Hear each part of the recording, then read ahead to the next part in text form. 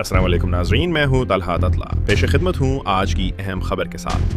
پاکستان نے Afghan transit trade دوبارہ بحال کر دی ہے۔ 10 دن کی معطلی کے بعد یہ بحالی دوحہ میں ہونے والے ایک نئے جنگ بندی معاہدے کے بعد ممکن ہوئی۔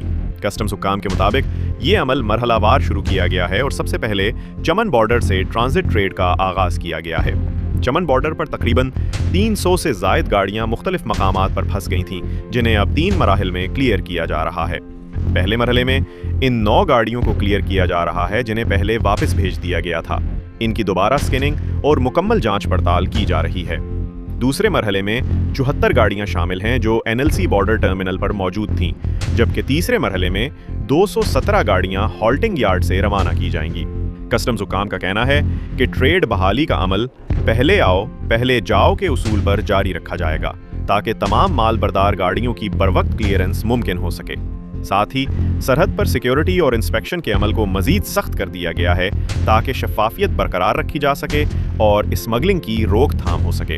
تاجر اور ٹرانسپورٹرز اس فیصلے کو خوشائند قرار دے رہے ہیں کیونکہ اس سے دونوں ممالک کے درمیان تجارت اور رابطے دوبارہ بحال ہونے کی امید پیدا ہوئی ہے۔ یہ تھی آج کی بڑی خبر۔ مزید تازہ ترین اپڈیٹس کے لیے ہمارے ساتھ رہیے۔ میں ہوں طلحہ تطلع، TST نیوز۔ اللہ حافظ۔